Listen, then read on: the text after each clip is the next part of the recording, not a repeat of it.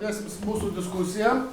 Šiandien pas mumis svečiuose Lietuvos Respublikos energetikos ministras Dainius Kreivys ir Lietuvos Respublikos Seimo ekonomikos komiteto pirmininkas Kazys Starkevičius. Diskusija orientuota yra šiek tiek ir į verslą. Turim šiandien labai daug verslo atstovų. Noriu padėkoti Kauno pramonės prekybos amatų rūmų prezidentui Zigmui Dargevičiui, kad atvyko. Ir matau ir viceprezidentus, labai ačiū. Kauno pramonės krašto korporacijos direktoriai, Redai, direktoriai pramonės prekybos amatų Valgai. Ačiū labai, kad atvykote. Iš tikrųjų, galbūt prelegentai pristatys šiek tiek, kur į ką einam ir po to tikrai bandysim klausimai atsakymai, kadangi sakė kolega Facebookas užlūžo. Visam pasauliu, tai tiesiog transliacijos į Facebooką nebus. Jo. Įrašysim, ten jūs pridarėte. Galim bus įrašyti ir paleisti. Tai va, tai sakė, įrašys, kas kaip yra. Va, tai gerbiamas ministrė, gal iš karto pradedam, kur einam, kaip sakoma, kovadis. 10 minučių bėgyje, pagrindiniai tikslai, pagrindiniai uždaviniai, pagrindiniai siekiai. Ačiū labai, Pauliau. Tai pirmiausia, gal norėčiau pradėti, kur esame ir iš kur ateina. Tai aš kažkaip tai buvom šiandien KTU, tai nuo to pradėjau, tai, bet gal kas buvo, nedaug čia buvo, tai gal nieko tokio. Pasikartosiu. Tai pirmiausia, noriu pasakyti, kad energetika mūsų šalyje yra nacionalinio saugumo sritis. Šalia karinio krašto apsaugos energetika visą laiką buvo pamatas. Ir tas yra ne veltui, nes šalis esant į rytus nuo mūsų, energetika visą laiką laikė savo nacionalinio saugumo sritim ir viena iš sričių, per ką galima būtų kontroliuoti kitus. Ir tą mes turbūt visų grožių tai įsiskleidė prieš keletą metų, kad Rusija užpuolė Ukrainą. Tačiau mes tą esam patyrę žymiai seniau. Daugelis iš jūsų prisimenat blokadą po nepriklausomybės paskelbimo.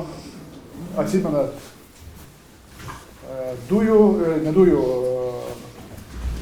družbos vamzdžio užsukimą, kurio tekėjo visi nafta Mažeikiam. Atsimenat mūsų atsaką, atsiradęs terminalas Būtingėje ir gebėjimas apsirūpinti žaliavinę naftą iš viso pasaulio.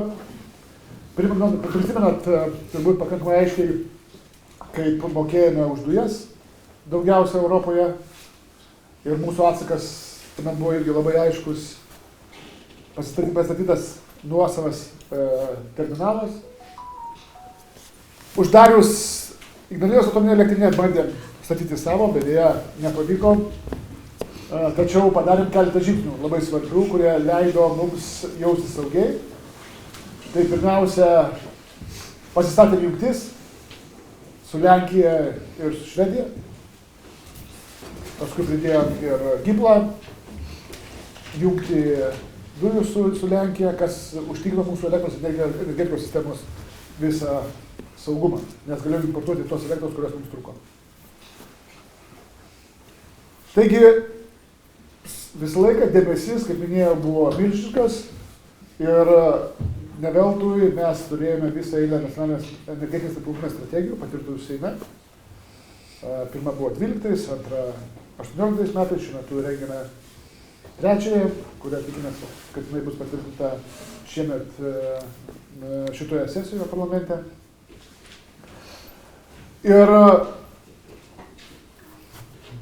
todėl, ypatingai dėl, kaip minėjau, agresyvios kaimynų politikos, mes visą laiką turėjom ypatingą dėmesį skirti šitai sričiai. Paskutinis, sakykime, paskutinė grandinė, kuri jungia mūsų Sovietų Sąjungą, yra išlikusi, yra mūsų veikimas bendroje, tai vadinu, IPS-UPS sistema. Tai Brelo žiede su Rusija ir Baltarusija kartu visos Baltijos šalys. Tačiau, kaip minėjau, todėl, kad turime jungtis, todėl, kad turime padarę pakankamai didelės investicijas į savo sistemą, mes esame realiai nepriklausomi galime atsijungti, kada mes norim, bet negalime atsijungti todėl, kad yra, norint prisijungti prie ES kontinentinės Europos tinklų, mes turime atitikti tam tikrus reikalavimus, įgyvendinti visą eilę projektų, kuriuos mes kaip tik dabar baiginėjame. Ir rugpjūčio 8 dieną visos 3 Baltijos šalis tikrai buvo sunkios derybos, pavyko pasiekti, pirmiausia Lietuvai pavyko pasiekti, kad rugpjūčio 8 dieną nepratęsim Brelo sutarties ir vasario 8 dieną kitų metų išeiname į nepriklausomą veikimo bandymą ir nebegrįžtam į tą sistemą ir susinchronizuojame su Europos Sąjunga. Tai lieka tas paskutinį bambagyslė, tas paskutinis grandinė bus nukirsta. Tačiau nacionalinis saugumas nėra vien tik tai, sakykime, su kuo mes esame susijungę. Nacionalinio saugumo klausimas yra pagrindinis, ir ateities nacionalinio saugumo klausimas yra, iš kur mes imame energetinius išteklius. Ar mes turime patikimą savo sistemą. Ir žiūrint į iššūkius, kurie ateina pas mus su visa dekarbonizacija, su iškastinio kuro atsisakymu, mes turėsime gamintis elektros daugiau negu 10 kartų daugiau negu dabar gaminame. 10 kartų. Kodėl? Todėl, kad viskas, kas yra dabar nafta ir dujos, 500 metais pagal mūsų prisimtus įsipareigojimus turės viršti elektrą. Atrodo dideli skaičiai ir kaip mes dabar tą viską padarysim. Ir energetikos ministerija kartu su energetikos įmonėm ir visą eilę didelių rimtų tarptautinių tyrimo įmonių padarėm daugybę studijų, nuo kaip viso mūsų tinklų studija, šilumos ūkio transformacijos studija, vandenilio viso sektoriaus studija ir ant galo padarėm didžiulę studiją, kuri pasako, kaip Lietuvos energetikos sektoriaus transformacijos studija. Kuriame buvo labai aiškiai sudėlioti scenarijai, kaip būtent tų tikslų yra pasiekti. O tikslas yra paprastas, kaip padaryti mūsų ekonomiką visą žalę, kaip atsikratyti iškastinio kuro ir viską pasigaminti savo, pas save. Tai yra labai aiškiai sudėlioti scenarijai, iš kurių buvo atrinktas vienas, dabar tą vieną scenarijų kaip tik tai modeliuojam Jungtinėse Amerikos valstijose, buvo sudarytas sutartis su energetikos departamentu, tai tokia kaip ministerija energetikos Jungtinėse Amerikos valstijų, po jais yra visai didžiulių laboratorijų, viena iš jų yra atsinaujinančios energetikos laboratorija, 3000 žmonių, 300 mokslo daktarų, jie mums modeliuoja visą sistemą. Jau pirminius duomenis turim, tą scenarijų vieną, kurį modeliuoja, mes jį dedame į energetikos strategiją ir kuris kaip tik tai ateis į parlamentą. Ir jų yra, kaip minėjau, pagrindiniai tikslai yra šie. Mes esame nepriklausomi ir elektros energiją gaminamės pas save. Be abejo, nei viena sistema nėra uždara, energetika ateina ir išeina, bet iš esmės balansas, kiek mes suvartojam, turi pasigaminti savo šalyje. Yra numeris 1 tik. Tai leis mums nesukti galvos. Iš kur gauname, už kiek gauname ir panašiai. Viską pasigaminam patys, žinom už kokią kainą, kaip pasigaminam, paskui pasakysiu. Visą pasigaminam pas save ir niekam nesakom ačiū. Niekas negali mums užkirsti kelią neduoti dujų, pakelti elektros kainas arba pakelti dujų kainą. Esame nepriklausomi. Ir tai yra svarbiausias dalykas. Kitas dalykas yra, kad žiūrint į Europos visą žemėlapį, Šiaurės Europa turės didžiulį perteklių elektros energijos. Kadangi yra daug galimybių instaliuoti atsinaujinančią energiją. Baltijos jūroje ir Šiaurės jūroje, atitinkamai Šiaurės jūroje apie, sakykime, skaičius, pasakysiu, gal per daug nieko nesako, bet 290 gigavatų galimos instaliacijos vien jūros, mes naudojam 2 gigavatus, Lietuva. Žinai, 2,2. Maksimum čia mūsų poreikis. Baltijos jūroje 93 gigavatų. Aišku, ten vėjas ne visą laiką pučia, bet iš esmės galime įsivaizduoti, kokia yra. O kur dar yra sausuma, kur yra saulė.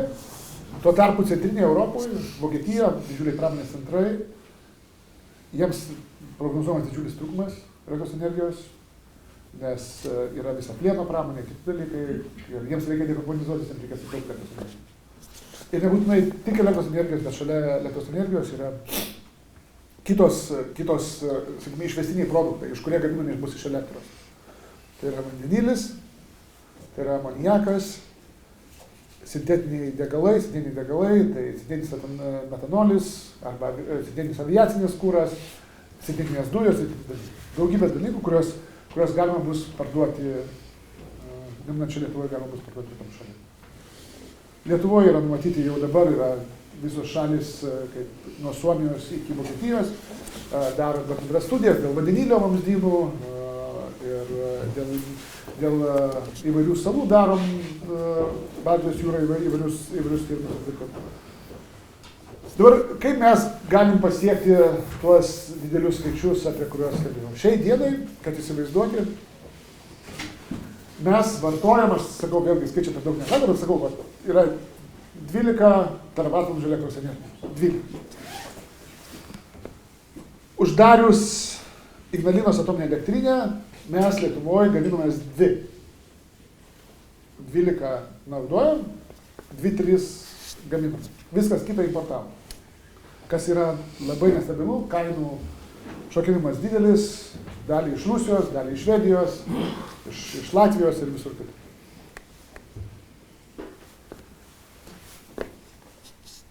Šiai dienai, praeitais metais, mes jau pasigaminome 48% elektros energijos pas save.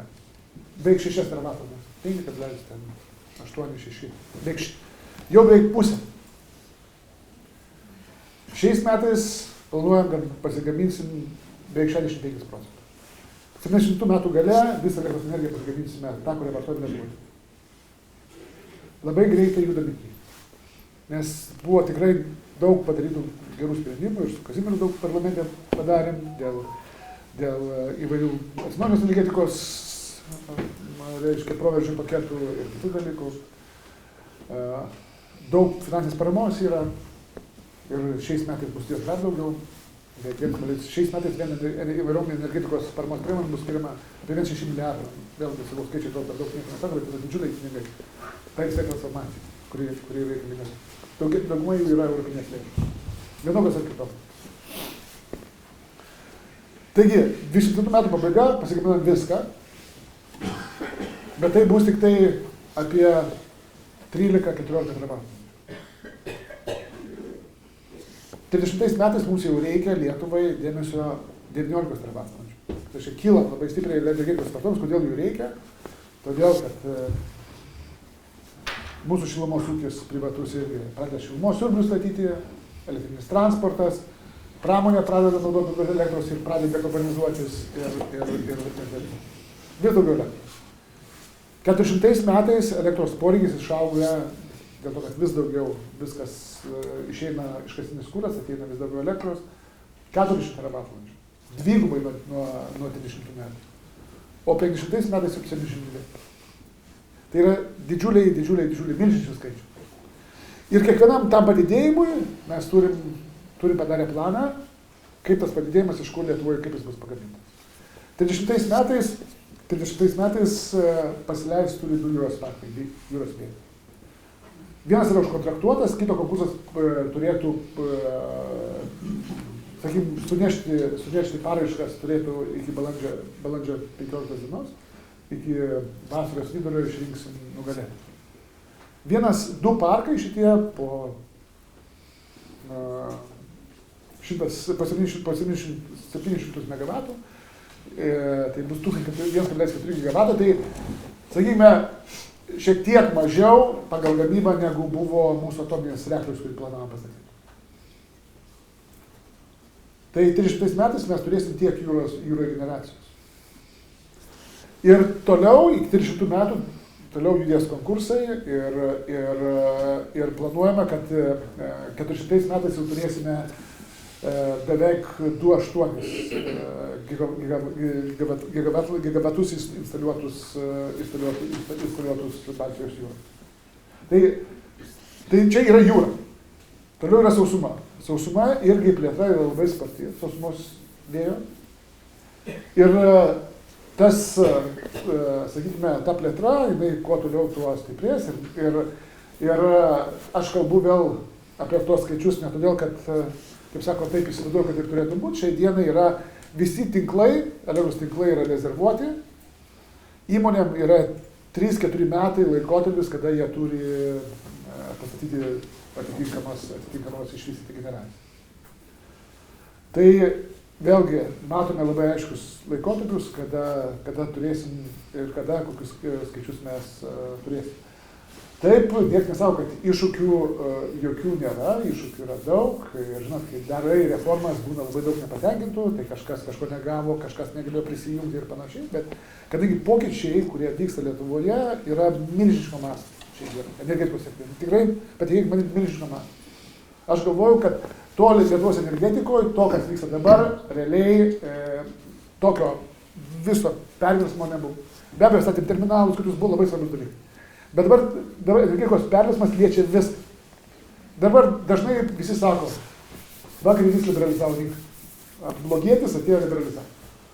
Dabar pakalbėkime apie liberalizaciją. Arba rinkos elemento atsiradimą šitoje srityje. Pirmas dalykas, kad ne Kreivys sugalvojo šitą. Tai įstatymas buvo priimtas dar praėjusią kadenciją. Kodėl jisai buvo priimtas, šitas įstatymas?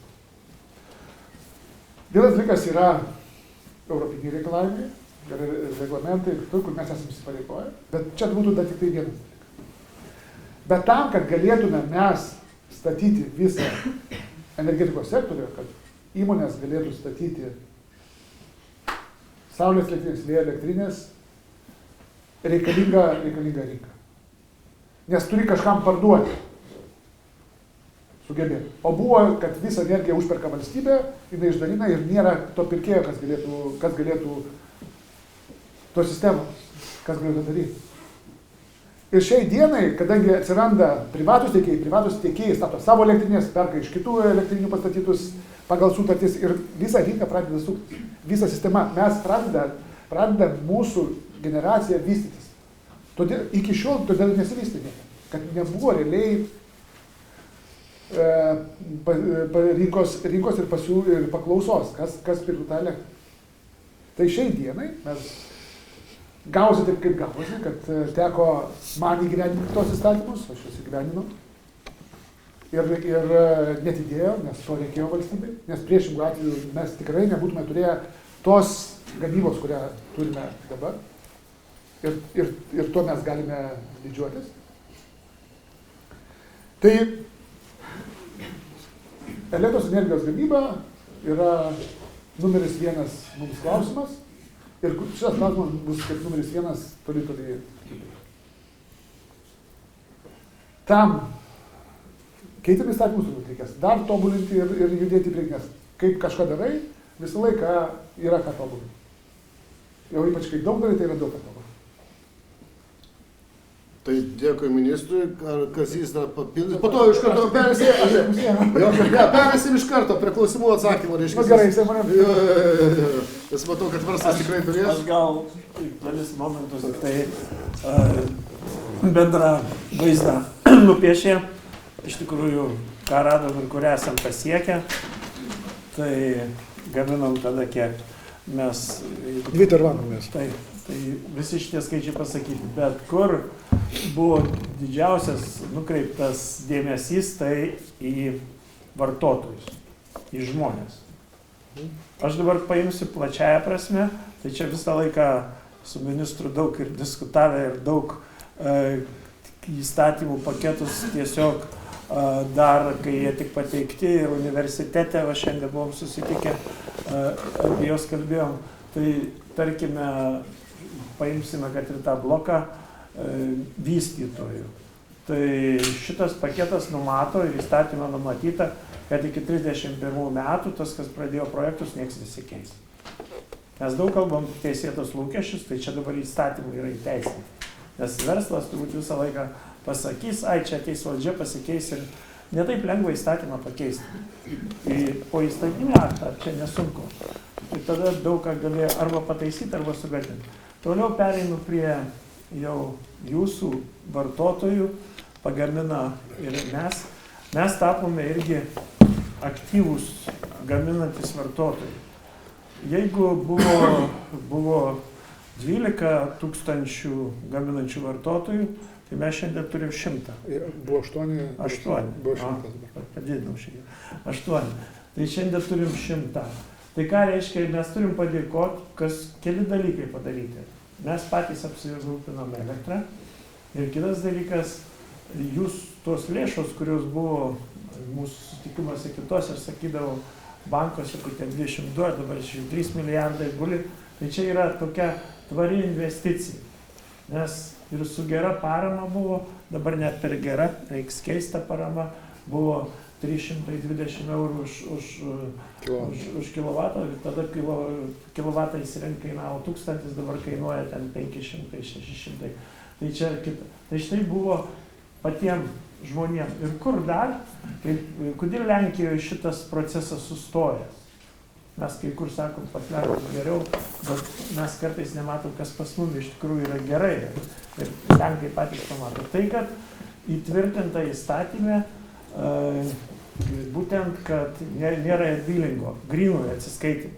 Ūkiškai pasakysiu, kas tas grynasis atsiskaitimas, tai žiemą, sausį praktiškai nieko negamini, perki iš rinkos, o vasarą daug gamini, tada kainos aišku pigesnės. Tai čia 2 metai, kai tu kaupi, 2 metus sukaupi ir tu naudoji tą elektrą.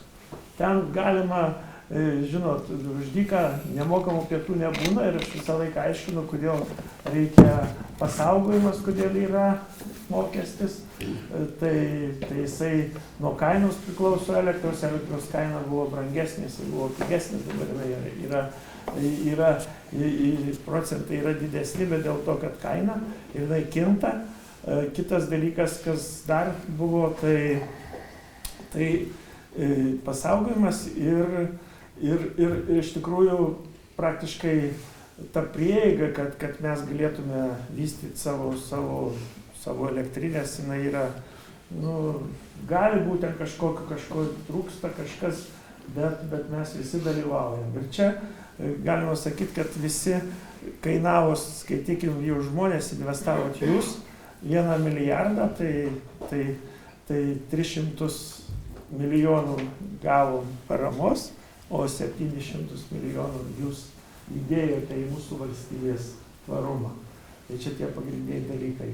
Ir toliau tikrai, žinau, verslas turės savo, čia dabar matote, vėl kyla tos bangos, ta gamyba tikrai yra saugi, kai mes kalbam vandenilio perdirbimą, tolimesnį gamyklų statybą, ką reikia mūsų pramonėje toliau, kad kuo mažiau tų reiktų netgi dujų, kurios dabar atsivežam per Independent.